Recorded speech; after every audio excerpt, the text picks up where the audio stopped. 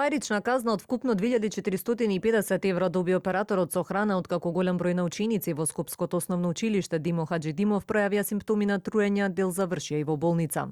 Од Агенцијата за храна и ветеринарство исто така соопштија дека по вонредните контроли кои ги направија во 9 други училишта во Карпош, каде стопанисува истата фирма, утврдено е присуство на бактеријата Ешерихија коли во намаз, за што е наредено истиот да се исфрли од употреба.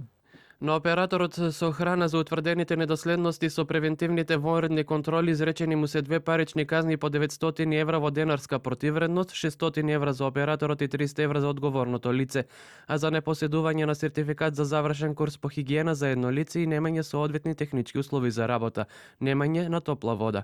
Во 2 училишни кујни изречена е и вкупна казна од 650 евра во денарска противредност.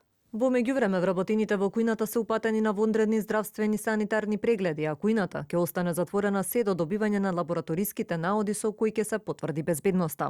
Претходно анализите во Институтот за јавно здравје открија бактерија на 3 чешми во училиштето Димо Хаџидимов, 2 во училниците и 1 во кујната, а бактерија беше пронајдена и во мусаката од кујната која укажува на нехигиена.